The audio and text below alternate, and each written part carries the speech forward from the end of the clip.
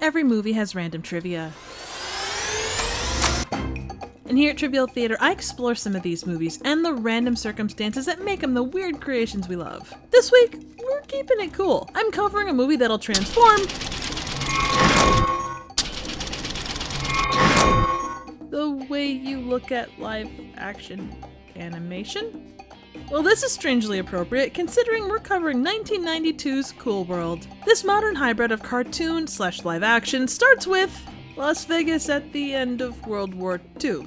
Everyone gets hugs, but Frank gets an extra special hug, which takes him from a suave, sophisticated soldier to a dope, decked-out dreamboat, wearing a suit that I'm sure he won't spend an eternity wearing. We get introduced to his chrome beauty, which... I won in a poker game in Italy. Man, if those are the prizes, I need to start playing poker in Italy. Anyway, Frank takes his lovely mom out on a lovely ride, where they come across a set of lovebirds that could easily be charged with drinking, littering, and distracted driving while handling a loaded weapon. Needless to say, things don't exactly end well. Elsewhere, a mad scientist uses a glowy spike to rip a hole in the fabric of space and time. Gotta say though, he could use a lesson or two about space jump etiquette from Doctor Who. In a totally out of left field move, the Doc accidentally pulls Frank into Cool World and gives him an enlightening exam. The Doc gestures wildly and Frank just kinda looks like he needs a minute to, mourn the loss of his mom and his world. The Doc shows his understanding in such a warm way. The possibility of interworld travel has been an obsession of mine for many, many years. They walk off into the darkness, and we get another Vegas-esque graphic 47 years in the future where Jack talks to his girlfriend Holly, and although he's alone, she's clearly drawn to him. He makes a lightning quick exit from his cell and finds himself in a club where these wolves and their repetitive motions must be looking at something good. After we get Bakshi's idea of a perfect cross-section of clubgoers, we meet Hollywood, who dances like a 90s white girl. Now, some may call this sketchy behavior, but it paints an outside-the-box way to meet people. She dances like Jack is the only human in the room, which, given they're all doodles, makes sense. We then get the first of several random deranged Looney Tunes segments, and this really cool building. A toon turns into a car and then turns into a 2D cutout as we're reintroduced to Frank, whose hair still looks great after 47 years. He's the law in this town and he's come to see Holly. And then some kinda weird shit happens. Frank just wants to drop exposition, but to put it mildly, Holly just wants to drop his pants. And of course, Random Dog Ghost is intrigued. She gets catcalled.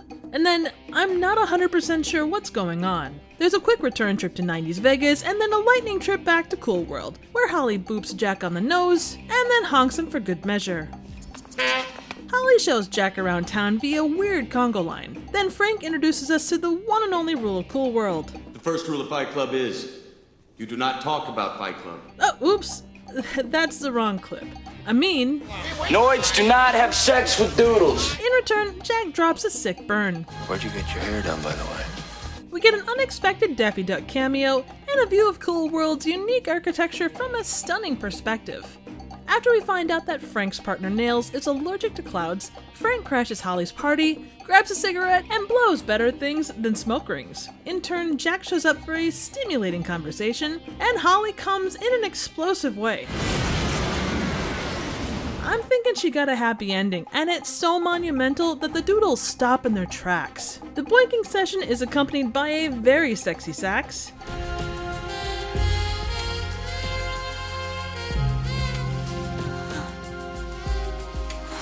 and Holly turns into Kim Basinger. She follows up this incredible first time ever in the history of anything event by dressing in a shirt with her initials on it. I guess just be glad she didn't choose a leisure suit. Nails gets a tip about Holly's shenanigans and concisely, if erratically, explains what could happen if it's not undone. She might damage the entire interworld matrix or something. Nails tracks her down and is promptly insulted. You 8-armed ink spot.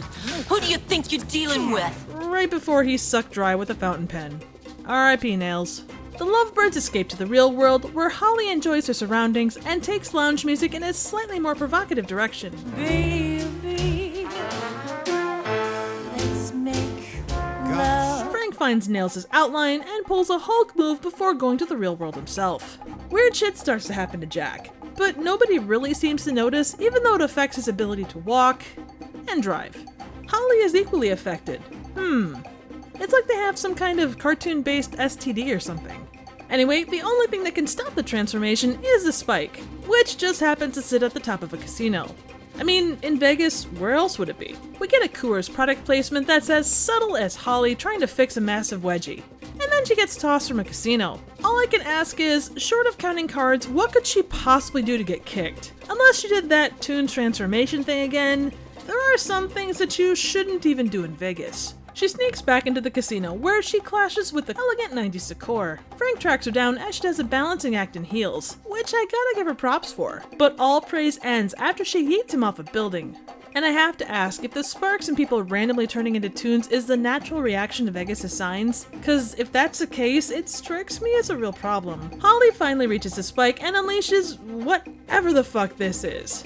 Jack goes to save the day, but is aggressively kicked in the nuts, and clearly he doesn't take it well. People start turning into toons, but everybody stays pretty chill. They actually kind of treat it like it's a typical Tuesday in Vegas. Jack gets a spike, but is tempted by Holly with this super persuasive speech. Give me the spike, Jack. You love me, don't you, Jack? Ultimately, though, he does the right thing, and Holly isn't pleased. Or maybe that's just me overanalyzing. Frank's body is taken back to Cool World and found by his lady love. Luckily, through a not at all convenient loophole regarding toons and killing, Frank comes back as a 40s stereotype. The couple goes off to do their thing before Nails can pull a cockblock. He joins the toony chaos outside and reminds us that he ain't no Porky Pig. Bye-bye, folks. Have a nice life. So 1992's Cool World currently has a 6% on Rotten Tomatoes, a 28 on Metacritic, and a 4.9 on IMDb. The behind the scenes on this movie were damn near as spicy as the on-screen goings-on. It started out as a hard R animated live-action horror movie, and the concept art used to pitch the film was significantly more disturbing. Even character designs were likened to Frank Miller's Sin City. Once Kim Basinger was cast, over the much more edgy Tracy Lords and Drew Barrymore, the studio decided to reel it back, aiming for a PG-rated dark comedy, ultimately landing at a PG-13. Now ultimately, I don't know how much pull she had, but she did want to be able to show Cool World to sick kids in the hospital. That in mind, I'm not sure she read the concept of this before she signed on. All jokes aside, because of studio interference, a lot of the story had to be reworked, and they threatened to sue Bakshi if he didn't complete the film regardless of the changes. It had a star-studded cast that included Brad Pitt, Gabriel Byrne, and Kim Basinger in front of the camera, and legendary voice actors Maurice LaMarche, Charlie Adler, and Candy Milo. The visual effects were meant to look like a living walkthrough painting, and the animation was strongly influenced by the work of Fleischer Studios. The animators weren't given a screenplay, instead simply told by Bakshi to do a scene that's funny. Whatever you want to do with it. Which might be an explanation for a lot of the random shit that happens on screen. At a press conference, Cool World was sold as a down and dirty Who Framed Roger Rabbit, and as a technical achievement for its blending of live action and animation using a multiplane effect. This, of course, was a tad foolhardy, given Roger Rabbit's reputation for its handling of adult situations, and the fact it was an Oscar winner for both visual effects, as well as a Special Achievement Oscar for animation direction and cartoon character creation. The film's promotion also included the alteration of the Hollywood sign to include a 75-foot cutout of Hollywood, and you can about imagine how well that went down. The film itself was poorly received with its target audience, who seemed to want more of what the original script would have offered. Its lifetime gross is just over half of its total budget of $28 million. On the plus side, the Cool World soundtrack, which featured David Bowie, received strong reviews from critics. The Cool World video game kinda split the difference, being described as a 2 out of 10 experience. Now, like most things, you can only judge what's in front of you. Passion and intention can only get you so far. But I don't think that Cool World deserves the rep it's gotten, or the intensely low review scores. You still had Ralph Bashki behind this. The backgrounds are intense and some are downright creepy. Almost all of the animations that grace the screen were specific to this movie, including background characters. That's a shit ton of individual characters to come up with and animate. The scope of Cool World is actually pretty amazing considering everything. Bakshi wasn't new to provocative cartoons, as can be seen with the notorious Fritz the Cat, but even in the 90s, putting animated characters in adult situations wasn't often done in mainstream media. Hollywood got it on so the likes of South Park and Adult Swim could be more recognized as normal. I do believe that there's a good movie in here someplace, but it got buried under a lot of stuff that just feels like distractions. Every shot is so overpacked with random things. The story suffers from lack of direction, and the jumps between Looney Tunes level goofy and semi-serious dramatic moments can be rather jarring. Given all the behind-the-scenes drama, it's probably amazing we got a coherent story, period. But it does go to show you that there was an able-bodied crew still working to put out something good. I watched this as a kid, and while that's probably not the greatest of plans, I still really enjoyed it. Rewatches as an adult definitely take some of the gloss off the experience, but there's still a lot to appreciate. And if you're looking for a great podcast that covers the good and the bad of Cool World, make sure to check out the Reels of Justice episode on it. You'll find their link in the description. I'm not going to tell you that this is a great movie, but I do think it's one worth watching and judging for yourself if the premise sounds interesting. There is quite a bit of fun here, some really interesting creativity, and a few good laughs. So what do you think? Suggestions for movies, trivial questions, comments, ratings, and a wisecracking cigar-chomping sidekick of my own would be appreciated. Thank you so very much for watching.